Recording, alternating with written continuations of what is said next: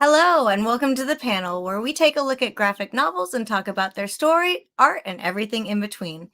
On this episode, we're going to be talking about our favorite holiday for a lot of people. And we're going to get into the holiday spirit by discussing a book that delves into the fantastical origins of Santa Claus. So grab some cookies and milk because we're about to unwrap Claus from Boom Studios.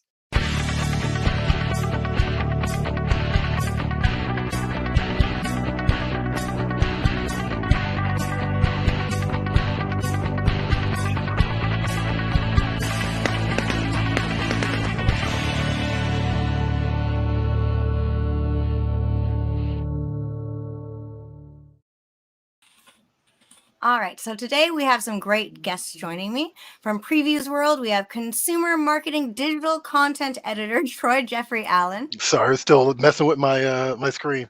All I want to say is white for the snow of our homeland, red for the blood of the working people who built this town.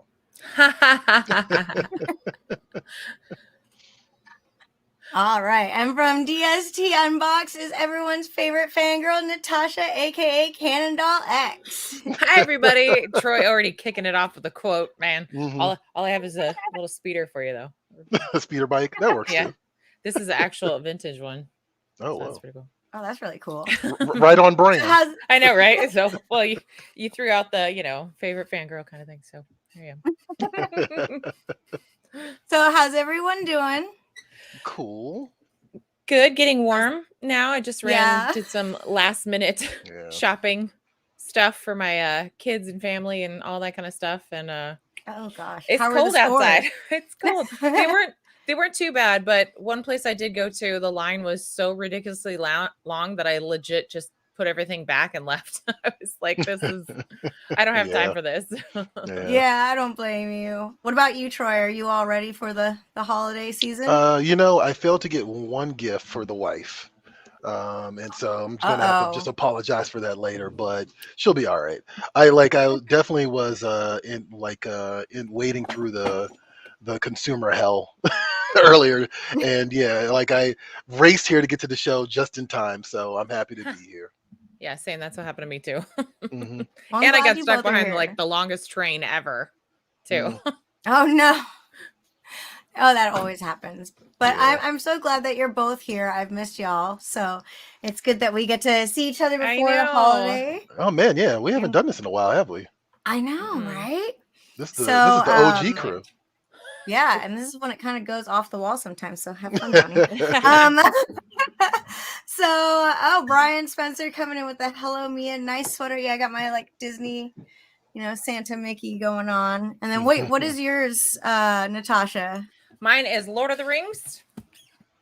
Oh, nice. Oh, that's cute. And cool. I actually wore it for my birthday and learned that it's actually missing a Hobbit. Which one? You choose. Let's Is see, it Mary, Merry or Pippin. Yeah, okay. Well, Yeah. it looks like Yeah. You're missing Frodo. one. Oh, Yeah, there's No, 4 hobbits. It's There's Sam. 4. Sam's not on there. It looks like Mary and Pippin are in Well, there. they all look like the same hobbits, but like Hobbitses. yeah, the hobbits is. But yeah, you're missing one regardless. So Mm. That's a you damn could, you shame. could say you could say like Pippin's somewhere off causing havoc. There you go. Yeah. He's delayed by second breakfast. Yes. Exactly. All right, let's dive deep into Claus. This was a really fun book. I was really into it. And I'm going to go ahead and give everyone a little bit of a summary about the plot. So he's a myth, he's a legend, and he's loved worldwide by children and adults alike. But does anyone truly know the background of Santa Claus?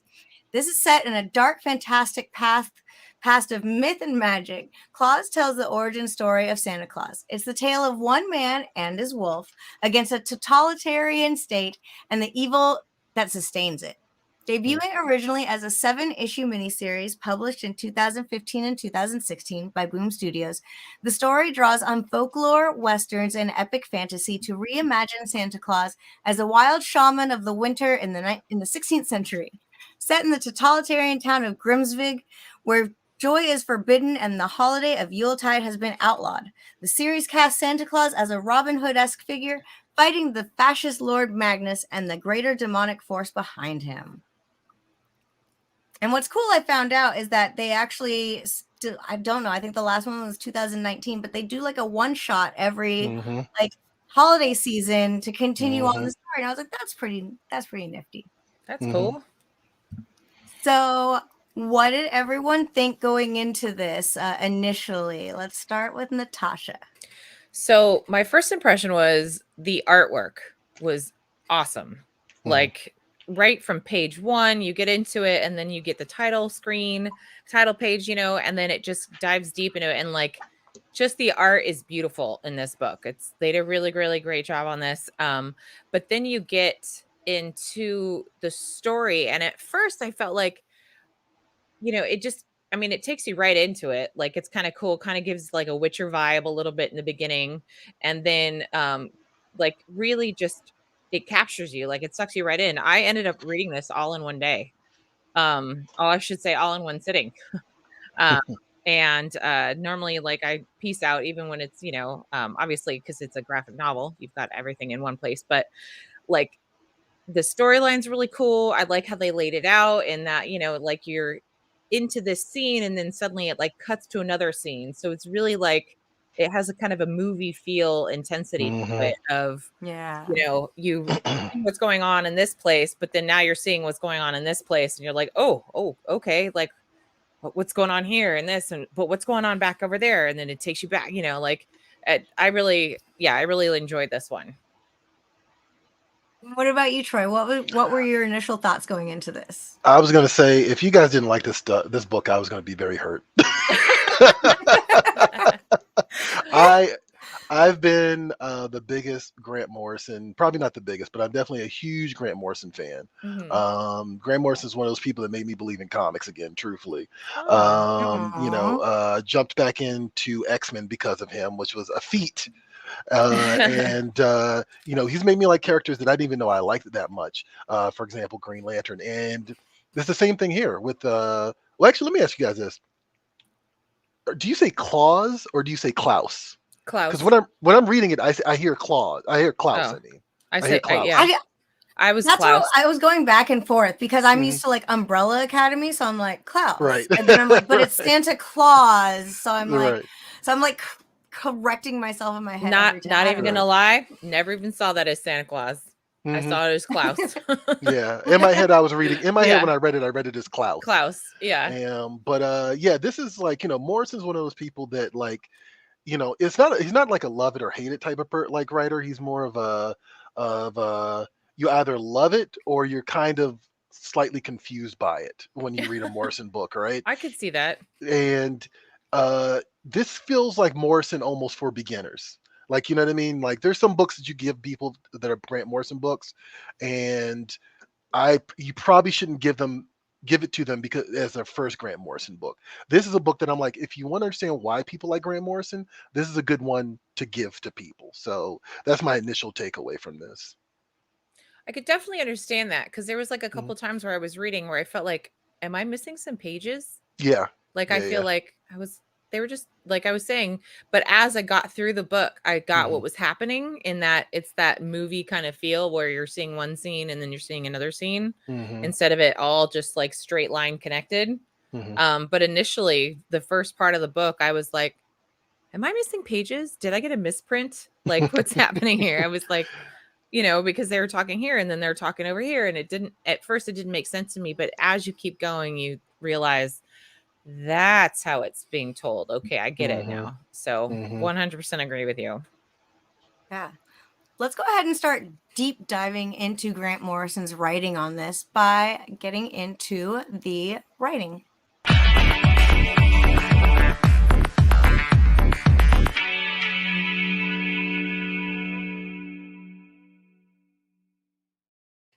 There's really no way to talk about all of Grant Morrison's accomplishments in the comic industry without taking up the entire hour of the show. Morrison is a Scottish comic book writer who's been writing since the late 1980s. And in that time, he's written some of the most influential stories in comics, including New X-Men, Doom Patrol, Arkham Asylum, and All-Star Superman. He's also written for television, film, and video games, with his graphic novel Happy becoming a sci-fi series with 2 seasons and the current running Doom Patrol on HBO, which I absolutely love and highly recommend. All right, so let's kind of go back on what y'all were talking about with Grant Morrison's writing on this, and kind of that idea of not a linear storytelling, not laid all out. Is that something that you noticed, Troy, as well? Yeah, like it's something that this is actually one of the reasons I say Grant Morrison for beginners, and I'm glad Natasha picked up on this. It's a trick that Morrison does in everything, just about everything he's written, which is that you always hit that middle point where you're like, what the hell is going on?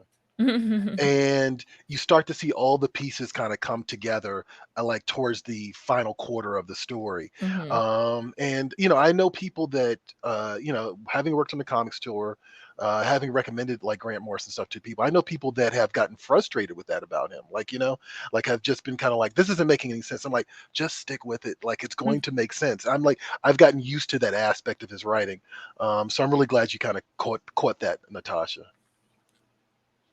Hooray, me too. Because otherwise I was going to send you a message and be like, dude, I think I'm missing pages. Right. This doesn't make any sense. But like once you do pick up on the writing style, like it's highly enjoyable. The dialogue's really great. The description of the story, when they go back and spoilers, when they go back and like have what's the word I'm trying to think of, flashbacks. And things like that, like all those puzzle pieces come together and it totally makes sense. And it's just good writing. Like the dialogue is really good. And I like also the way they did the lettering. Like here you see, so this is a flashback. So you've got like a little bit more in like it tells a different part of the story, and the font and the way those are written like really makes you feel more of the story too, especially like when it gets to the surprise bad guy part and the way that person talks and like things like that. I really, I mean, I know that's the lettering, but that with the obviously writing really intensifies everything that's being said. No, I think it's also like to your point, it's one of those things which I think is another thing with Grant Morrison where I had a point where I couldn't put it down. Like, I had a point where it's like, hold on, I need to finish this. I need to find out where this is going. Too. I definitely hit that point, and that's kind of another staple of his for me anyway, is that that it's like it's captivating initially, and then it kind of hits that point where it's just like unputdownable, and then like you get this great relief that you by the end where you feel like, okay, I'm so glad I followed through on this. Because like I said, it will get a little confusing in the middle, but that's deliberate. So Oh, 100%. There, I was doing the same thing. I was in here and like my husband was on his computer and the baby was on the floor and I was reading the book and like stuff was happening and I was like, like, and I was like, I got to read this and I'm getting through it. And then like my husband had left the room and I had gotten to a reveal in the story and I, cussed out loud and my husband thought something had happened like to the baby or in the room or whatever. And he was like, oh, you're just reading the book. That's okay. Like, I was like, it just got so good. Yep. Absolutely. Yeah. What did you all think about this as the story of Santa Claus? Like, I enjoyed how they touched on little things like the coal that, you would get, like all these traditional like clever Santa things. But how do you feel about this being like the story of how Santa became? What do you think, Natasha? How do you feel about burly, brawny man Santa Claus? Well, I dug it. I dug how like it had a bit of mystery, had a bit of magic in there, but it wasn't like over the top. I mean, the story of Santa Claus has been told so many different ways. This is definitely I'm a fan of because it's got a little more I don't want to, how do I put it, like brute and ruggedness to it, like a little more grit. It's a little more gritty. versus a little more fluff of, oh, he was just so nice to children and one toys.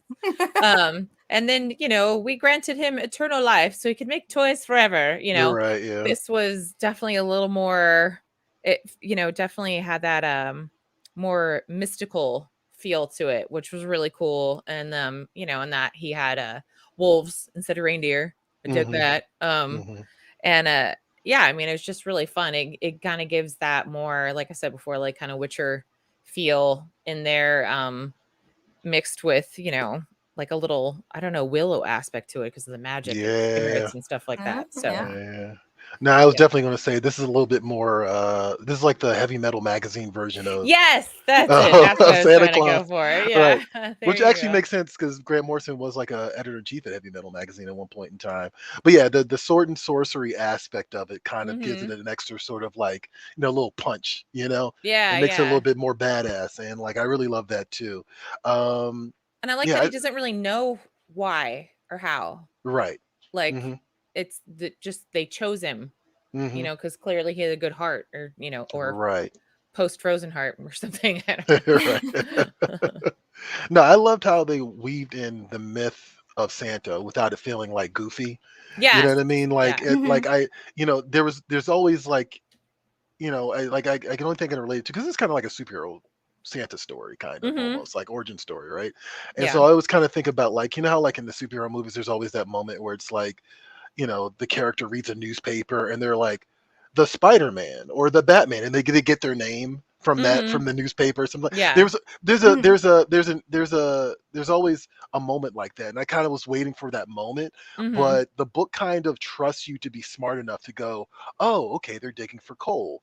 Oh, okay, like maybe potentially it was wolves, but then it turned into reindeer over the course of centuries, like as telling a myth. The story. Yeah. Right. Yeah. Yeah, just like it kind of trusts you to kind of see where the details of the Santa Claus as we know it came from, which I think is really cool. The other thing I really love about this is Morrison, he like one of the things he's always done is he's extensively researches stuff and then represents it in a way that explains why this is special. And I've always loved that about his work. Like he did that with All-Star Superman. He kind of said, okay, it's the 2000s and it's very easy to be cynical about Superman, but like here's why people love Superman. And he just kind of represents it to you in a packaging that's sort of like, oh, he did the same thing with the X-Men. He's done that with any number of characters, so many characters that way, and I really appreciate that about him. It's a very badass take, but it's never cynical. It's always kind of still optimistic. Yeah. Now, I have to ask, did anyone else kind of want the Joffrey kid at the end to just I'm so glad you said that. I'm so glad you said that. I was getting such Cersei Joffrey vibes from them as I was reading it. but at the same time, like the scene with him and his mom and like she was finally playing with him. So like that implies that like that poor kid was just isolated and never played with and never anything. And like the fact that he was like, this doesn't make any sense, and she's like, what could be this? Like, how could this happen? He clearly he needed that like magic and love and, little nurturing to open up his own, I don't know, like the spirit of Christmas kind of thing to finally unfoil. And, at least he had some redemption too. Self-sacrifice, so he wasn't totally selfish. No, I had that moment too. Nice. Yeah. No, I had that moment too where like you could see him using his imagination for this first time because like he's so used to like this toy doesn't work. And and he's just like angry at the toy all the time, and then she actually sat down and played with him and kind of pushed him to use his imagination. He's like, oh, okay, I never thought of that before. And I thought that was kind of the moment for me where I was like, oh, okay, this book is going to be special. All right. Yeah. Like absolutely. All right, we have some comments actually. Let's see. Brian Spencer says, I missed this one. I may have to order it. Definitely. It's it's a fun read. It really is. Anyone else think Klaus looks like Joe Manganiello or How do you even? No I one can can invest say his in name. him. It's okay. We know what you're talking about. I don't even think he spelled it right, but we know what you're talking about. Yeah. Yeah. Alcide. Just say Alcide. I'll see. Let's There you see. Carrie saying we read Klaus every year and look forward to any additional chapters they offer. It's as important as our favorite X-Men movie tradition. Aw, Awesome. that's Mhm. cute. Mm-hmm. All Yeah, right. absolutely. Now I have to ask, what was your favorite part of the story? Hmm. I'm gonna start with Troy. Okay. Your favorite moment. Favorite moment. That like there's there are a couple of moments that actually I don't know if it's my favorite. I think definitely the Jonas. I think it was Jonas and Dagmar, the mother and the son, like playing for the first time. I thought that was really great. There's a big spoiler that I guess I'll save for later, but that was another moment where I was just sort of like, oh, I was like, oh, that's badass. I love that. I think what there was. I mean, there was a couple of. There was a moment where Dagmar, the mom, like I forget the father's name, but like he basically is like the people don't Magnus, yeah. He's like people don't love you; they think we're tyrants. And she's like, and she goes, tyrants? Like, wait, when did we become tyrants? And it's like, come on, lady. I also love that there's kind of like a line that reminded me of like the Predator line. It's like if it bleeds, we can kill it. There's a line where the guards are like at the order of Magnus are going after Klaus, and they're sort of like say something along the lines of he's not special, he bleeds, like because his myth has already taken the entire city by storm, and so even the guards are starting to buy into this notion that maybe he's like some mystical creature. What about you, Natasha? So mine is this sequence. Mm-hmm. Yes, this is one of my favorites because it That's shows my same one. Oh, perfect. Way to go, Johnny. It shows them through time, like him still with her and loving her until she's like old, and that they're keeping the tradition. They're like they're keeping the joy, all that stuff going, and it's so cute. I mean, like look at that like little last one. Like she's old and sweet, and it's cute, and that part. And then that's, I mean, that when you said what's your favorite part, that was probably one of my favorite parts. But for shock factor, probably it's when the voice emerges from the cave. Yeah. That's when I had said cuss words in the house and was like, I didn't expect it. I mean, at all. Like I didn't see that coming. And I thought that was definitely a cool reveal of how they did it and how it ties all together. Is it because of who the voice represents? Is that like, or is it because of just like the reveal itself? Yes. Okay. both those things can be true. Okay. Gotcha. Yeah. Yeah. Well, I think it's that you think everyone like is thinking that Magnus is the sole bad guy, and then that happens, and you're like, oh god, he was just the beginning boss, and there's a final boss. Oh god, and I didn't even like knowing it's like a Christmas story or whatever. Like I didn't even tie the other thing together with it. I was so like encapsulated in the Klaus story that I didn't even go beyond that. Yeah, so that was really part cool. of me was like Santa versus Krampus. I was like, yeah, it's like the Neanderthal Krampus. I wasn't going to say it, but I'll hold off. I have so many thoughts about that. Wait, do you want to say something about it? No, I just my big thing. I didn't want to say who it was exactly, right? So I'm just going to say spoilers. Yeah. But yeah, that moment when I was like, "Oh crap, it's Krampus!" Yeah. Like I just love that, and like like initially when he kind of comes out the cave, you're sort of like, "Okay, what is this?" It was like it looks cool, but what is it? And then you start seeing him. Oh, that was another great moment for me too. When Joffrey, when Jonas, I was going to call him Joffrey. Yeah. When Jonas is like, when Jonas he does something like Jonas says something to Krampus, and Krampus is just like in the bag. Yeah. And like, he's just like, this is what I'm here to do. He's like, bag. I know exactly what he's like, you're clearly selfish. You are perfect for what I'm here to do. Yeah. I love that. I thought that was so great. That was such a great reveal. Yeah. Yeah, that whole Absolutely. part just threw everything for a loop. It was great. That's when And you're also 100% in to the story. right? Like, And it's also the art too, because it's yes. just craziness, right? Mhm. So let's go ahead and move on to the art.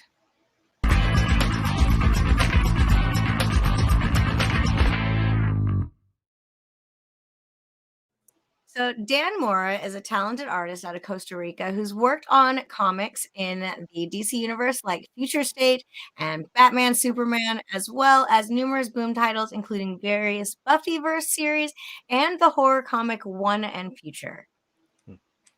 So, what did y'all think about the art in terms of like the story?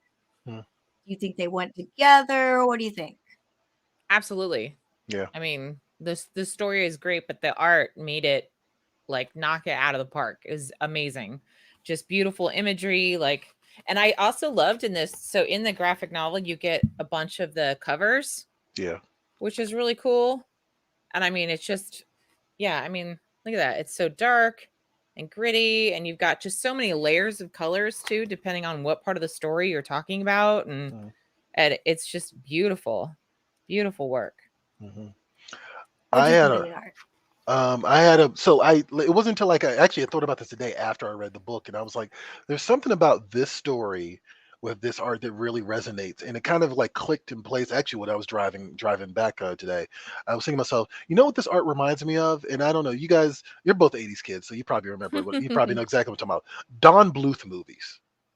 So All Dogs Go to Heaven, what is it, Anastasia, Yeah. The Secret of Nim, like it reminded me of that.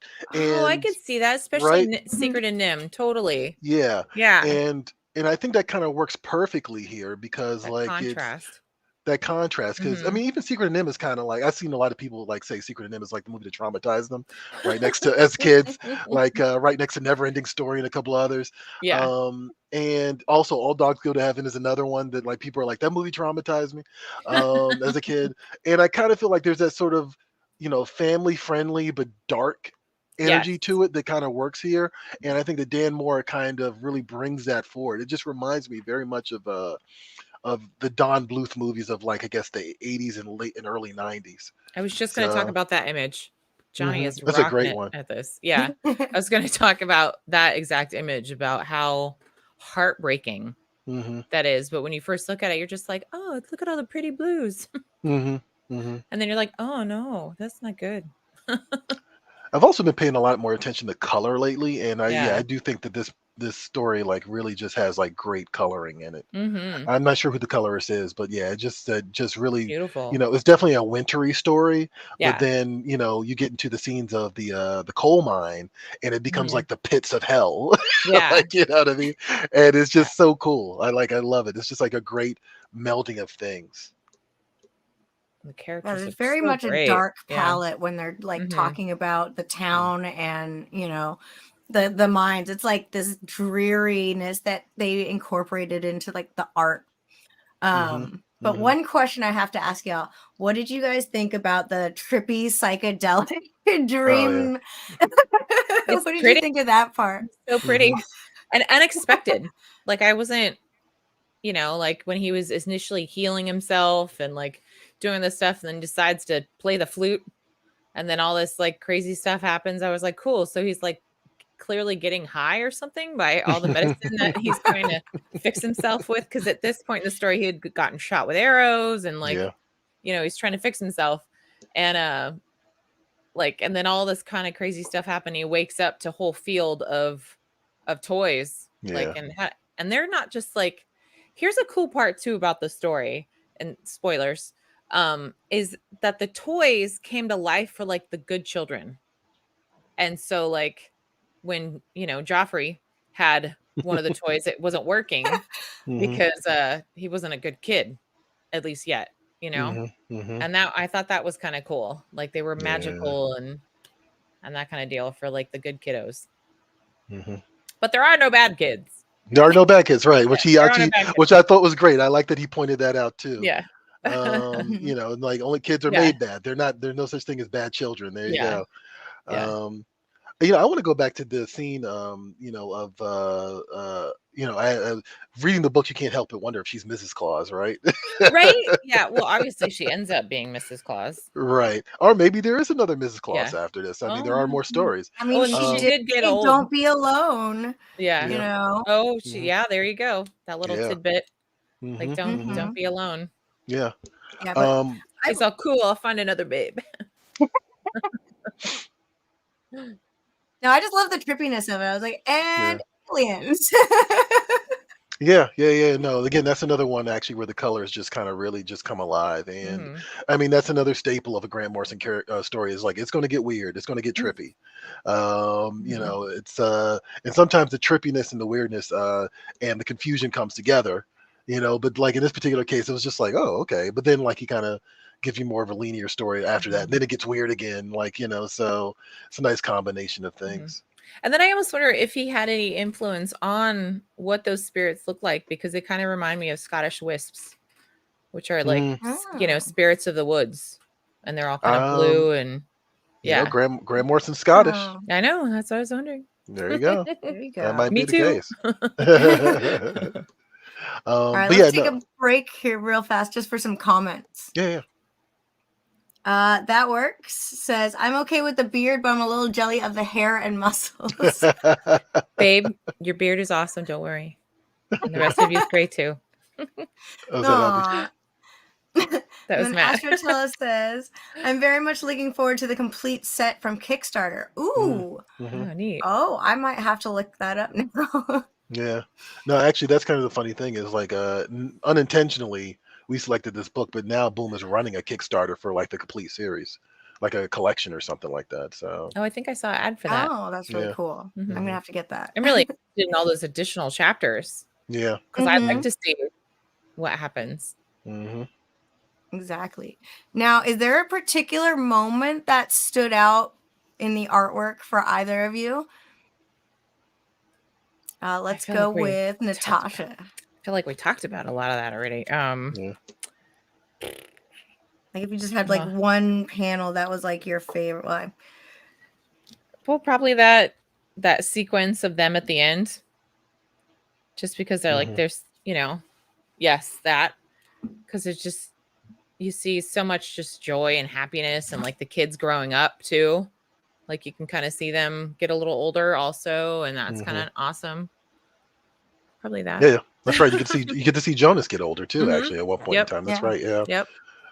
No, actually, I'm glad you brought that scene up. I was going to say this. I'm sorry, I jumped ahead a little bit.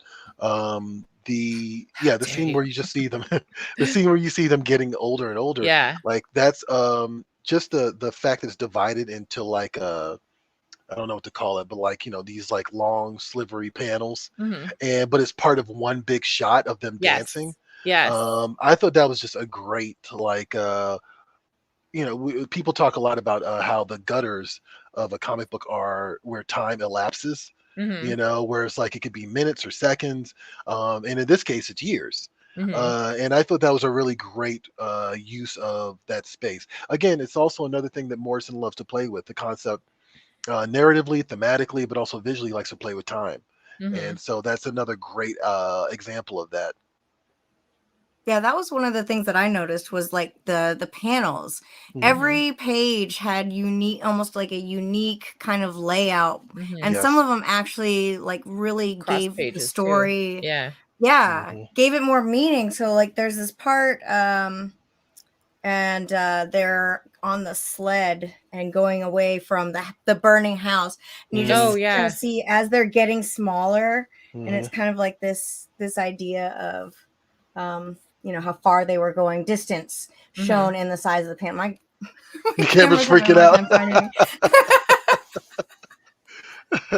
But yeah, I really enjoyed the usage of panels. I Hmm. feel just as like unique as Morrison's writing style. Hmm. And And then he's how known. cool is this? This is a really cool Yeah, that's shot too. great. That's great. Well, Hmm. like instead of reindeer, there's your crazy Yeah, wolves. well, And sorry, then yeah, look at that Lily. sled. That sled looks wicked Hmm. with the sword. Yeah, it's pretty Yeah, awesome. there's some great like action like shots Yeah. and panels. Like there's the one where he's going across the rooftops like Assassin's Creed. Yes, Yes. yeah. Right. I'm just No, like, I did love anyone that. else think of Yeah. so many like movies Mhm. and stuff where Mhm. you're like, oh, this is like this. Yeah. It And was then great. and the guards are just like, oh, there's no way he can get around here. You know, Right. we've checked all the doors. We're waiting outside, you know. hmm And he's like, hmm doo-doo-doo-doo. You're right. Just Yeah. just jumping across rooftops. Yeah. I love that. Like a little, like almost a little Batman moment too. It's just like you see him, see the guards below, and he just kind of jumps Yeah. across buildings. I thought that was great. Yeah. Now Morrison also he tends to lay out his books, which is not it's not abnormal for writers to do, but he kind of really gets into that process. And I think that that's also part of the visual impact of this book. All right. So now that we've talked about the story and the art, let's kind of get into our overall thoughts now that we've finished the series.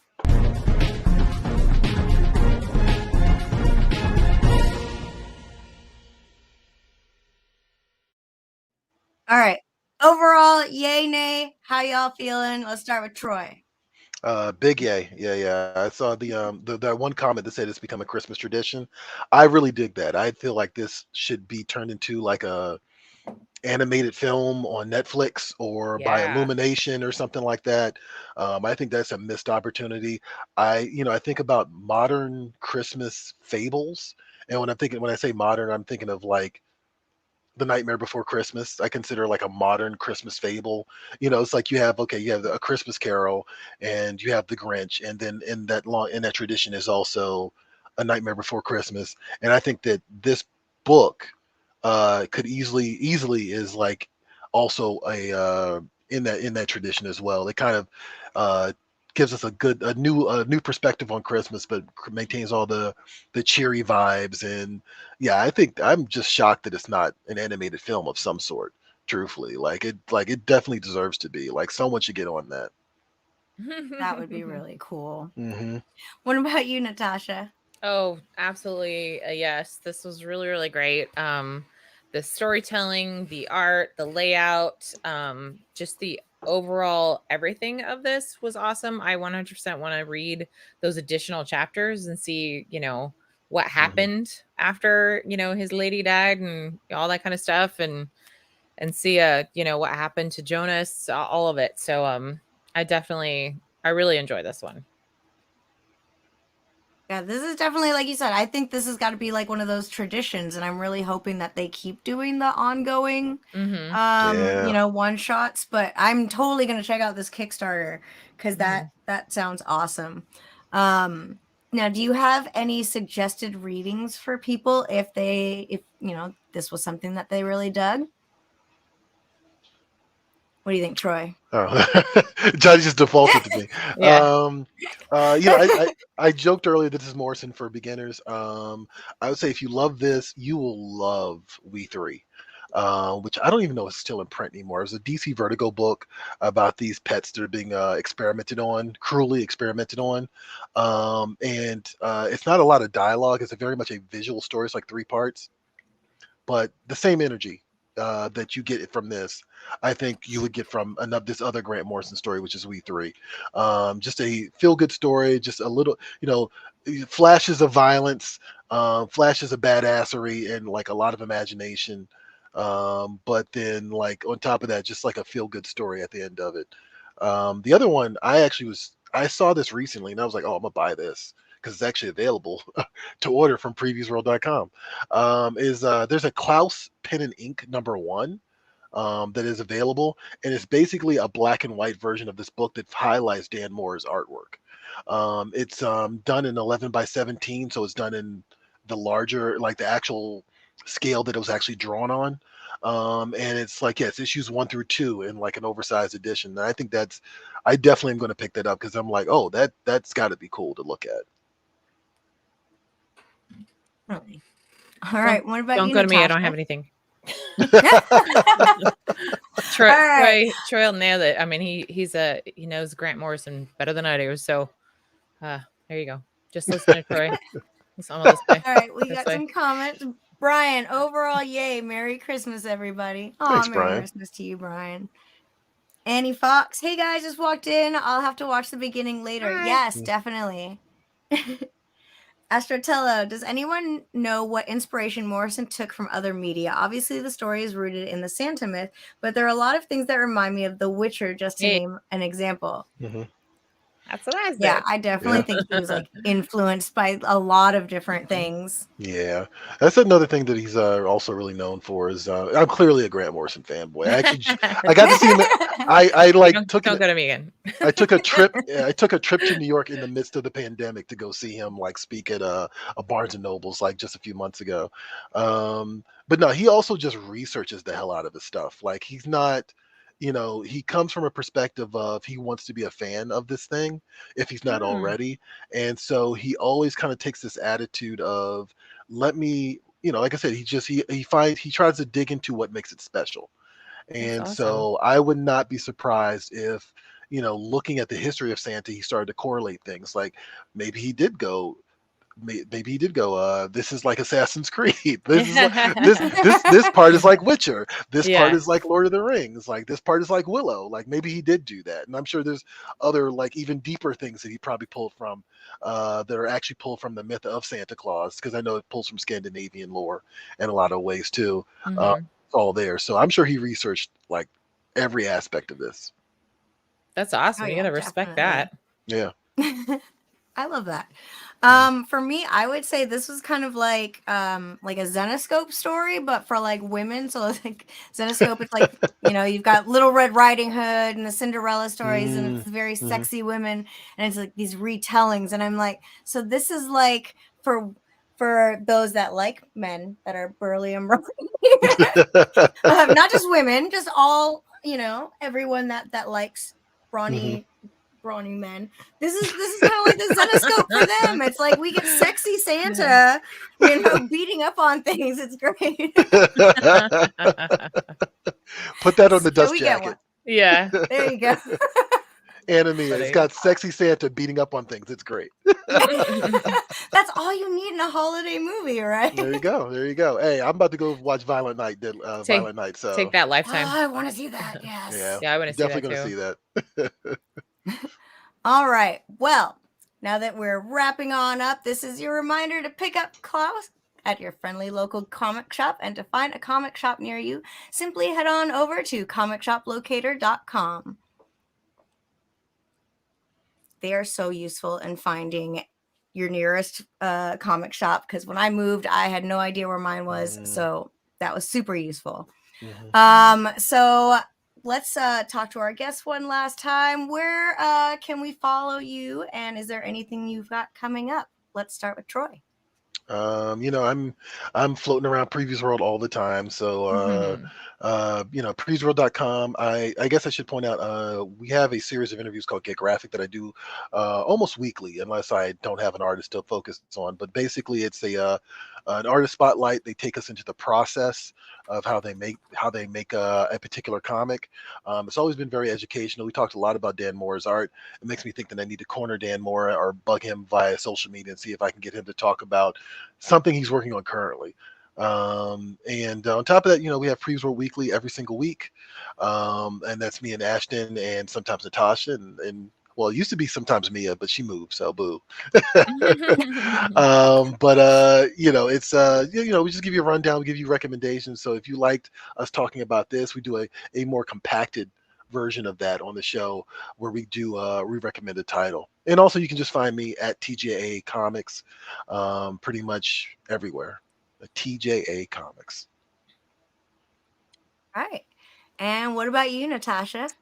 I have stuff on youtube.com/CannonDollX, and it links to stuff that I do for my own brand. And then it also links to everything I do for other companies like Diamond and Diamond Select Toys and DST Unbox, which comes out every Wednesday.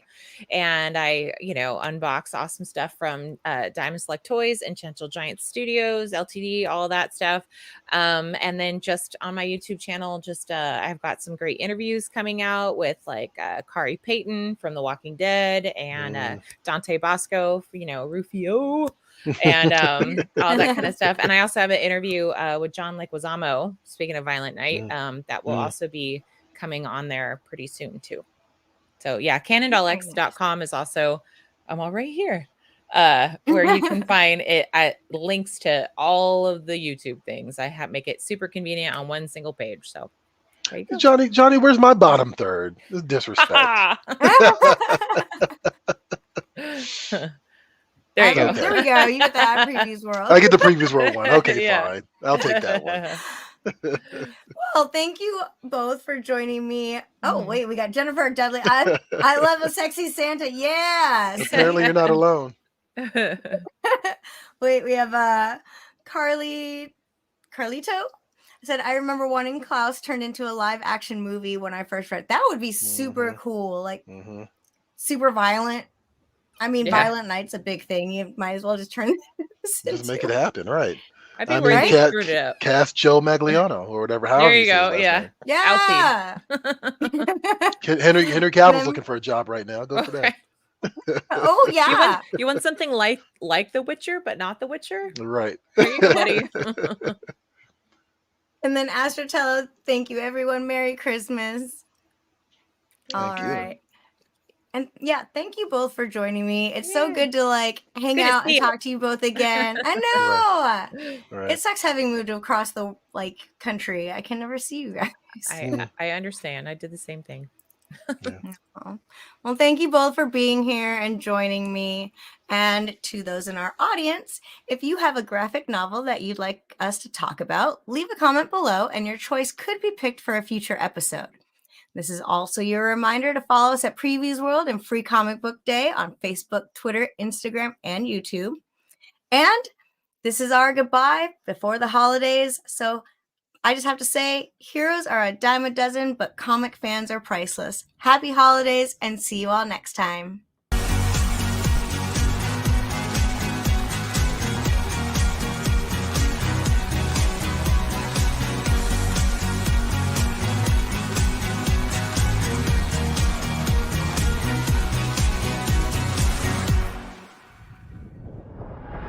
Do you have a suggestion for a graphic novel that you'd like to see discussed on the panel? Leave us a comment and your choice could be picked for a future episode.